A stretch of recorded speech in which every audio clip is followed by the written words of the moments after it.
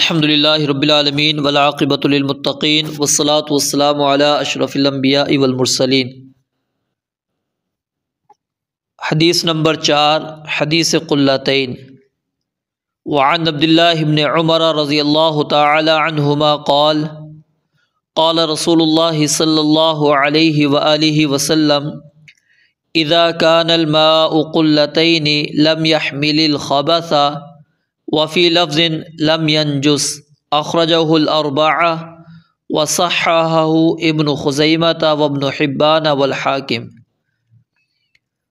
سیدنا عبداللہ ابن عمر رضی اللہ تعالی عنہما سے روایت ہے، وہ بیان فرماتے ہیں قال رسول اللہ صلی اللہ علیہ وآلہ وسلم کہ رسول مکرم علیہ الصلاۃ والسلام نے فرمایا، اذا جب کان الماء ہو پانی قلتین دو قلے کی مقدار، لم يحمل الخبث تو وہ نجاست کا حامل نہیں بنتا، وہ نجاست نہیں اٹھاتا۔ وفی لفظ اور ایک روایت میں یہ الفاظ ہیں لم يحمل الخبث کی جگہ لم ينجس کہ وہ پانی نجس نہیں ہوتا۔ اخرجہ الاربعہ، اس حدیث کو ائمہ اربعہ نے روایت کیا، امام ابو داود، امام ترمذی، امام نسائی، امام ابن ماجہ۔ وصححہ ابن خزیمہ وابن حبان والحاکم، اور امام ابن خزیمہ، امام حاکم اور امام ابن حبان نے اس حدیث کو صحیح قرار دیا ہے۔ سب سے پہلے حدیث کے الفاظ کی تھوڑی سی تشریح آپ کے سامنے رکھ دیتا ہوں۔ سب سے پہلا لفظ ہے حدیث کا اذا۔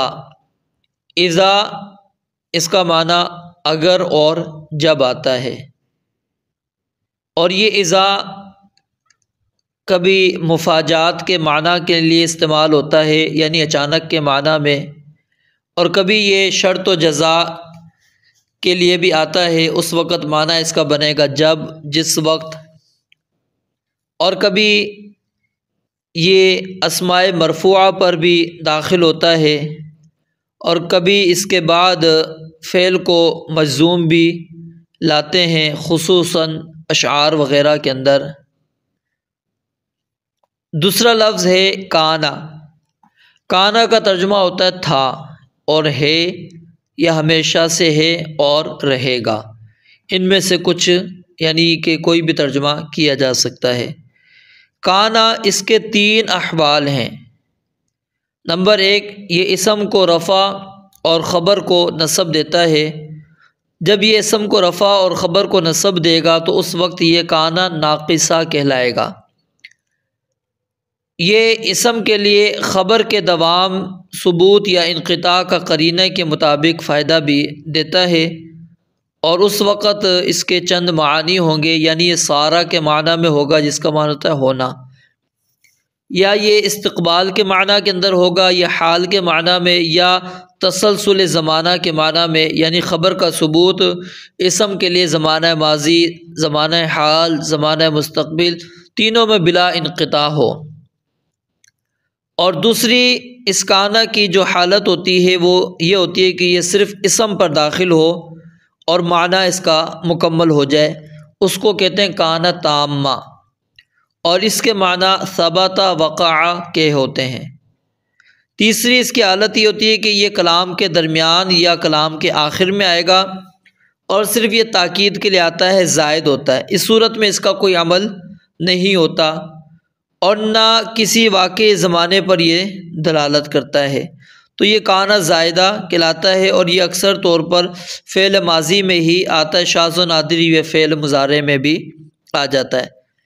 اور کانا ینبغی کے معنی کے اندر بھی آتا ہے، اور انقطاع زمانہ ماضی کے لیے بھی آتا ہے، اور ظرف مکان کو مفعول بنا کر بھی یہ استعمال کیا جاتا ہے۔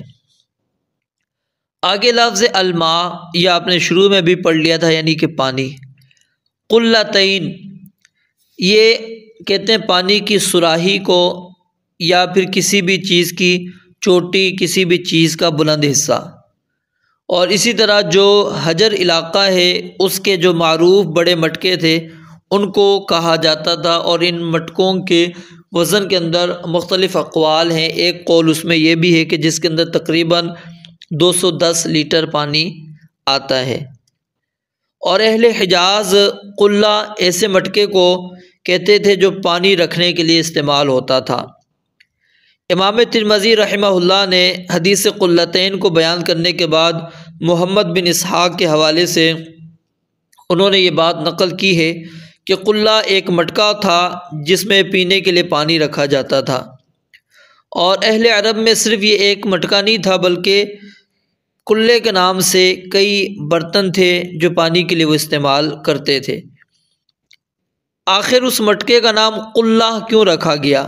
اس کی وجہ تسمیہ کیا تھی؟ کیونکہ قلہ کا لغوی معنی ہوتا ہے اٹھانا، اور یہ برتن جو ہے انتہائی طاقتور جو آدمی تھا وہ اس کو اٹھایا کرتا تھا، اس لیے اس کا نام قلہ رکھ دیا گیا۔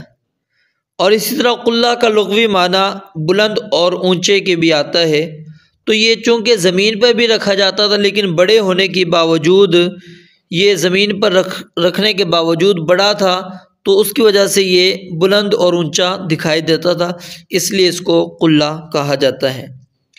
اب سوال یہ پیدا ہوتا ہے کہ یہاں پر کون سا قلہ مراد ہے، کیونکہ یہ مختلف آپ کو میں نے معنی اس کے بیان کر دیے کہ کس کے لیے یہ استعمال ہوتا ہے۔ تو اس حدیث میں جس قلے کا ذکر ہے وہ بستی جو حجر بستی ہے اس کا قلہ مراد ہے۔ اس کی تخصیص کی دو وجوہات ہیں۔ ایک وجہ یہ ہے کہ امام ابن عدی نے سیدنا عبداللہ ابن عمر رضی اللہ تعالیٰ عنہما سے جو روایت اپنی کتاب میں درج کی ہے اس کے الفاظ میں صراحت ہے، اذا کان الماء قلتین من قلال حجر، قلال حجر، تو یعنی کہ وہ مٹکے حجر کے مٹکے ہوں، تو یعنی کہ وہاں پر واضح الفاظ ہیں۔ ایک تو یہ وجہ ہے، اور دوسری وجہ رسول اللہ صلی اللہ علیہ وآلہ وسلم نے جو معراج کا واقعہ بیان کیا اس میں آپ نے سدرۃ المنتہا کے متعلق جو الفاظ بیان کیے، فَإِذَا نَبِقُهَا كَأَنَّهُ قِلَالُ حَجَرٍ، کہ اس کا پھل جو ہے حجر کے مٹکوں کی طرح تھے، تو یعنی آپ نے حجر کا جو مشہور مٹکے تھے اس کی جانب آپ نے نسبت کر کے وہ بات صحابہ کرام کو سمجھا دی۔ اور اسی طرح جو بستی حجر کا قلہ تھا وہ سب سے بڑا قلہ تھا، اور اہل عرب میں معروف اور مشہور بھی تھا، شعراء اپنے اشعار میں اس کا تذکرہ بھی کیا کرتے تھے۔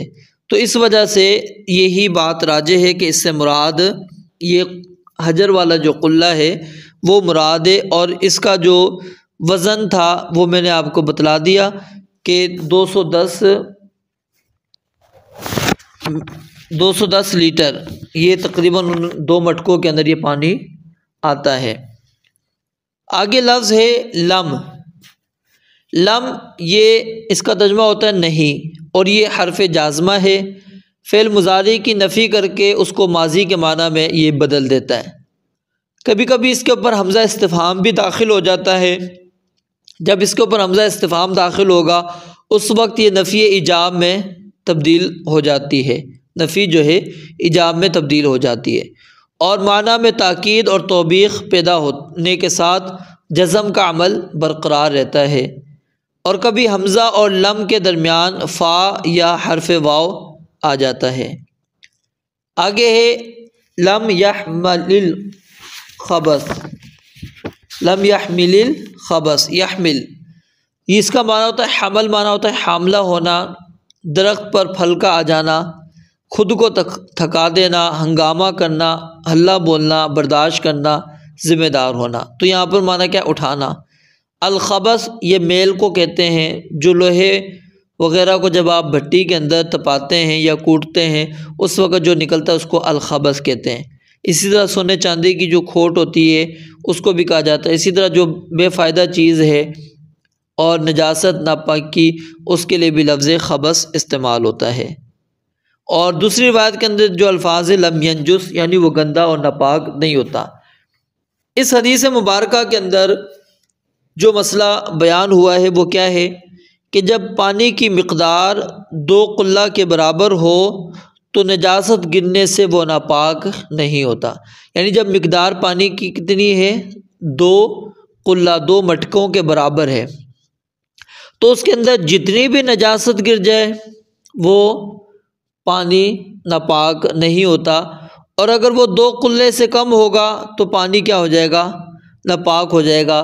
لیکن مسئلہ اصل میں اس طرح نہیں ہے، اور اس حدیث کا ایک مفہوم یہ بھی بیان کیا جاتا ہے کہ اگر پانی 2 مٹکوں سے زائد ہو اور اوصاف ثلاثہ میں سے کسی وصف کے متغیر ہو جائے، یعنی کوئی تبدیلی اس کے اندر آ جائے گی تو پانی ناپاک ہو جائے گا، اور اگر وہ 2 مٹکوں سے کم ہے تو صرف نجاست اس کے اندر گر جائے، چاہے اس کے اوصاف تبدیل ہو یا نہ ہو، وہ پانی ناپاک ہو جائے گا۔ یہ مسئلہ بھی درست نہیں ہے۔ صحیح مسئلہ کیا ہے کہ اگر پانی 2 مٹکوں سے بھی کم ہوئے تب بھی اس کے اوصاف ثلاثہ میں تبدیلی کی وجہ سے وہ ناپاک ہوگا، نہ کہ مطلقاً نجاست کے گرنے کی وجہ سے اس کو ناپاک ہم تصور کریں گے۔ اسی طرح 2 مٹکوں سے زائد ہونے کی صورت میں چاہے جتنی بھی نجاست گر جائے، اس کو یہ کہنا کہ وہ ناپاک نہیں ہوگا، یہ بات بھی غلط ہے۔ صحیح بات یہ کہ اگر 2 مٹکوں سے زائد ہے اور اوصاف ثلاثہ میں سے کوئی وصف اس کے اندر پیدا ہو گیا ہے تو وہ ناپاک ہی تصور کیا جائے گا۔ یعنی بظاہر یہ حدیث کیا ہے؟ اپنے عموم پر ہمیں نظر آتی ہے، لیکن یہاں عموم مراد نہیں ہے کہ نجاست کی وجہ سے وصف میں جو تغیر آتا ہے وہ بالاجماع کیا ہے؟ نجس ہی کہلائے گا، چاہے وہ 2 قلے سے زائد ہو۔ اب حدیث کے اندر ایک قسم کا تعارض بھی ہمارے سامنے آ رہا ہے۔ حدیث کے ظاہر سے جو مفہوم نکلتا تھا وہ آپ کے سامنے میں نے رکھ دیا کہ جب پانی 2 مٹکوں سے کم ہوگا تو نجاست گرنے سے وہ کیا ہو جائے گا؟ نجس ہو جائے گا، ناپاک ہو جاتا ہے، چاہے اس کے اوصاف بدلے ہوں یا نہ بدلے ہوں۔ لیکن یہ مفہوم ابو امامہ رضی اللہ تعالیٰ عنہ کی حدیث کے خلاف ہے، جو کہ اس بات پر دلالت کرتی ہے کہ پانی اس وقت ہی نجس ہوگا جب اس کے اوصاف میں تبدیلی آئے گی۔ گویا کہ یہ دلالت منطوق ہے، تو یہاں پر بظاہر دلالت مفہوم اور دلالت منطوق میں تعارض آ گیا، اور اصول اور قانون کیا ہے؟ جب مفہوم اور منطوق میں تعارض ہوگا تو اس وقت منطوق مقدم ہوگا، یعنی جو بات کہی گئی ہے، جو الفاظ واضح ہیں وہ مقدم ہوگا۔ تو اس لیے ابو امامہ رضی اللہ تعالیٰ عنہ کے جو حدیث کا حکم ہے وہ عبداللہ بن عمر رضی اللہ تعالیٰ عنہ کے حدیث کے حکم پر مقدم ہوگا۔ اور دوسری وجہ یہ بھی ہے، آگے میں ذکر بھی کروں گا، کہ یہ روایت جو قلتین والی ہے اس کو بعض علماء نے ضعیف بھی قرار دیا ہے۔ ایک اور اعتراض اس حدیث پر یہ کیا جاتا ہے کہ کہتے ہیں کہ اس حدیث سے یہ بات بھی معلوم ہو گئی کہ 2 مٹکے پانی کبھی بھی ناپاک نہیں ہوتے، چاہے اس کے اندر جتنی بھی نجاست آپ ڈال دیں۔ کیوں؟ کہتے ہیں کہ خبثہ کا جو لفظ ہے اس میں نبی علیہ الصلوۃ والسلام نے نجاست کی مقدار، اس کی قید بیان نہیں کی کہ کتنی مقدار نجاست گرے گی تو پھر وہ نجاست کو نہیں اٹھائے گا۔ اب مثال کے طور پر آپ 2 مٹکوں کے اندر 4 مٹکے کہتے ہیں نجاست اگر ڈال دیں گے، چاہے اس کا رنگ وغیرہ سب کچھ بدل جائے، تو کہتے ہیں کہ وہ پانی پاک ہی رہے گا، ناپاک نہیں ہوگا۔ اس کا جواب یہ ہے کہ جب پانی میں آپ نے دگنی نجاست گرا دی ہے تو وہ پانی ہی نہیں رہا، بلکہ حکماً وہ کیا ہو جائے گا؟ نجاست ہی ہو گیا، یعنی اس کو ہم نجاست ہی کہیں گے، پانی نہیں کہلائے گا، کیونکہ اس پانی کے اوصاف ہی اس کے اندر نہیں رہے۔ اور امام ابن عبد البر رحمہ اللہ نے اجماع بھی نقل کیا ہے اس پانی کے متعلق جو نجاست کی وجہ سے تبدیل ہو جائے، تو اس سے وہ کہتے ہیں کہ جب اس کے اوپر نام پانی کا نہیں آتا تو پھر اس کے اوپر حکم بھی پانی کا ہم کیسے لگائیں گے؟ ایک اور یہاں پر مسئلہ سمجھ لیجئے کہ کم پانی اور زیادہ پانی، اس کے اندر بھی کچھ فرق کیا جاتا ہے، لیکن سیدنا عبداللہ ابن عباس، سیدنا ابو ہریرہ رضی اللہ تعالی عنہم، امام حسن بصری، سعید بن مسیب، اکرامہ ابن ابی لیلہ، امام ثوری، داؤد ظاہری، امام نقعی، جابر بن زید، امام مالک، امام غزالی، شیخ الاسلام ابن تیمیہ، ابن القیم، شیخ محمد بن عبد الوہاب، یہ سارے کے سارے جو علماء ہیں اور امام ہیں، ائمہ ہیں، صحابہ کرام ہیں، وہ یہ بات کہتے ہیں کہ ولا فرق بین قلیل و کثیر وما فوق القلتین وما دونہما، کہ کوئی فرق نہیں ہے، پانی کم ہے، پانی زیادہ ہے، 2 کلوں سے کم ہے، 2 کلوں سے زیادہ ہے، اس کا کوئی اعتبار نہیں ہوگا۔ اصل اعتبار ہوگا اوصاف ثلاثہ کا۔ اوصاف ثلاثہ کی وجہ سے ہم پانی کو نجس کہیں گے، اس کے علاوہ کوئی اور ہمارے پاس دلیل نہیں۔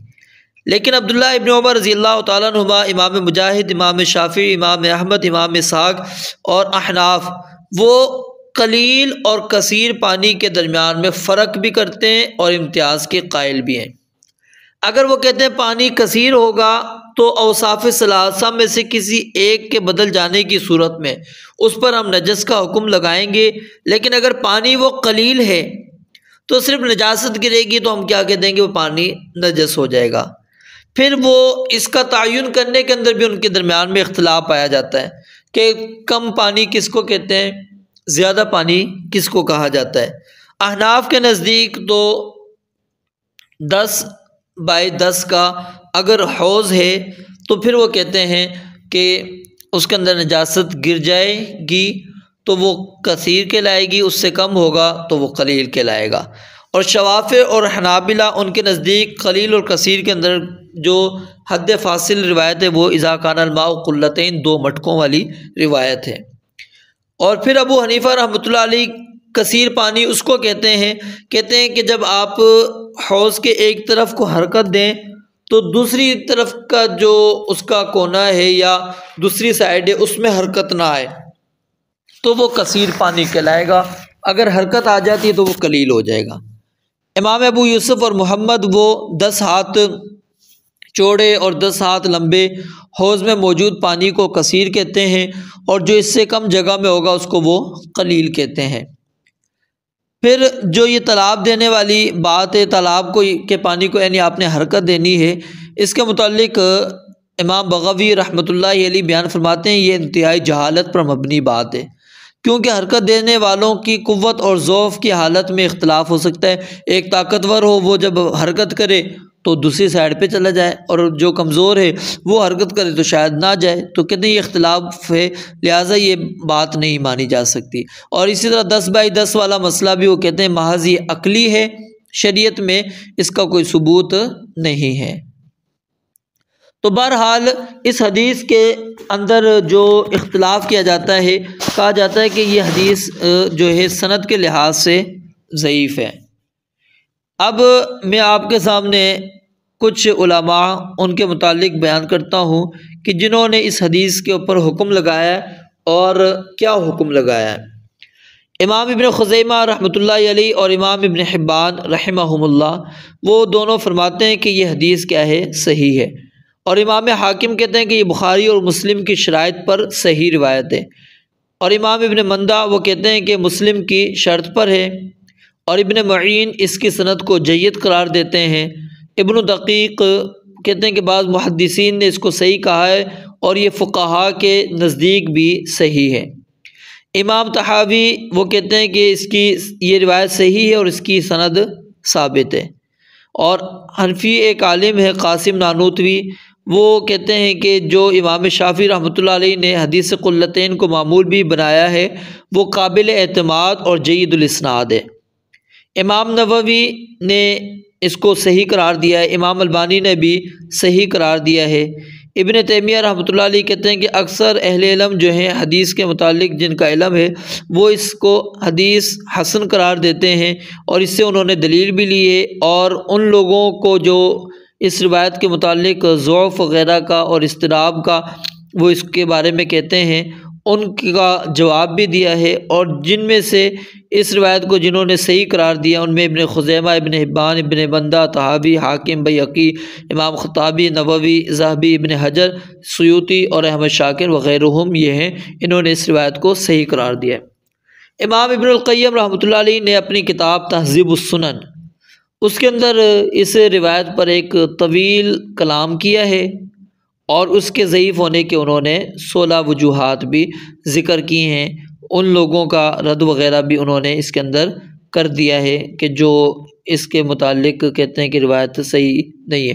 بہرحال اس روایت کے اندر اختلاف علماء کا پایا جاتا ہے، اور امام ابن حجر رحمۃ اللہ علیہ نے اس کی صحت کی طرف اشارہ کیا ہے، اور میں نے جو آپ کے سامنے نام ذکر کیے انہوں نے بھی اس روایت کو صحیح قرار دیا ہے۔ اگر اس روایت کو ہم صحیح بھی نہ مانیں تو اس سے کوئی فرق نہیں پڑتا، کیونکہ اصل جو پیچھے روایت گزر چکی ہے ابو امامہ رضی اللہ تعالیٰ عنہ کی، اس کے اندر مسئلہ واضح ہے۔ تو یہ تو ایک مقدار آ گئی ہے ہمارے سامنے اس حدیث کے اندر، اگر اس کو ہم صحیح مان لیتے ہیں۔ تو عبداللہ بن عمر رضی اللہ تعالیٰ عنہ کا مختصر تعارف وہ رہ گیا۔ ان کا کنیت ان کی ابو عبد الرحمن عبداللہ بن عمر بن خطاب ان کا نام ہے۔ بچپن میں ہی مسلمان ہو گئے تھے، اور سب سے پہلی جنگ جس کے اندر یہ شریک ہوئے تھے وہ جنگ خندق تھی، اور 73 ہجری میں مکہ میں ان کی وفات ہوئی تھی۔ تو اس حدیث کے جو راوی ہیں ان کا مختصر تعارف اور ان کی تاریخ پیدائش اور تاریخ وفات آپ کے سامنے بیان کر دیتا ہوں۔ اربعہ کے اندر امام ابو داود آتے ہیں، جن کا نام سلیمان بن اشعث السجستانی ہے۔ 202 ہجری میں ان کی پیدائش ہے اور 275 میں وفات۔ پھر امام ترمذی ہیں ابو عیسیٰ، ان کی کنیت محمد بن عیسیٰ نام ہے۔ 202 اور 209 بیان کی جاتی ہے ان کی ولادت، اور 279 یعنی 279 جو ہے ان کی وفات ہے۔ پھر امام نسائی ہیں ابو عبد الرحمن، ان کی کنیت ہے احمد بن شعیب ان کا نام ہے۔ 215 ہجری میں پیدا ہوئے، 303 میں وفات ہے۔ امام ابن ماجہ، ان کی کنیت ابو عبداللہ ہے، نام محمد بن یزید ہے، القزوینی کے نام سے معروف ہیں، ٹھیک ہے، ابن ماجہ، اور 209 ہجری میں ان کی ولادت ہے اور 273 میں ان کی وفات ہے۔ اس کے بعد ابن خزیمہ رحمۃ اللہ علیہ، ان کی کنیت ابو بکر ہے، نام محمد بن اسحاق ہے۔ 223 ہجری میں ولادت ہے اور 311 ہجری میں ان کی وفات ہے۔ اس کے بعد ابن حبان، ابو حاتم، ان کی کنیت ہے محمد بن حبان ان کا نام ہے، اور 270 ہجری میں ولادت ہے اور 354 ہجری میں ان کی وفات ہے۔ اس کے بعد امام حاکم ہیں ابو عبداللہ، ان کی کنیت ہے محمد بن عبداللہ النیسابوری جو ہے ان کا نام ہے، اور 321 کے اندر ان کی ولادت ہے اور 405 ہجری میں ان کی وفات ہے۔ تو حدیث کا ترجمہ بھی آپ کے سامنے رکھ دیا، مفہوم بھی آپ کے سامنے رکھ دیا، اور جو اس کے اندر بات تھی وہ آپ کے سامنے میں نے رکھ دی ہے۔ تو بہرحال خلاصہ یہ ہے کہ اس وقت پانی نجس ہوگا جب اس کے اندر اوصاف ثلاثہ میں سے کوئی تغیر، کوئی تبدیلی آئے گی، کوئی وصف پیدا ہوگا، اگر نہیں تو وہ پانی کیا ہے، نجس نہیں کہلائے گا، وہ پانی پاک ہی ہوگا۔ اس کے اندر قلیل اور کثیر کی کوئی بھی روایت نہیں ہے کہ کثیر ہو تو پھر جتنی چاہے نجاست گر جائے تو پانی پاک رہے گا، یا 2 کلہ 2 مٹکوں سے کم ہو تو مطلق نجاست گرنے سے ناپاک ہو جائے گا، ایسا کوئی مسئلہ نہیں ہے۔ تو اصل میں اوصاف ثلاثہ کو ہم دیکھیں گے، اور دوسری چیز اس کے اوپر الماء کا لفظ اس کا اطلاق ہوتا بھی ہے یا نہیں ہوتا۔ رب العالمین سے دعا ہے اللہ تعالیٰ سمجھنے عمل کرنے کی توفیق عطا فرمائے۔ وآخر دعوانا الحمدللہ رب العالمین۔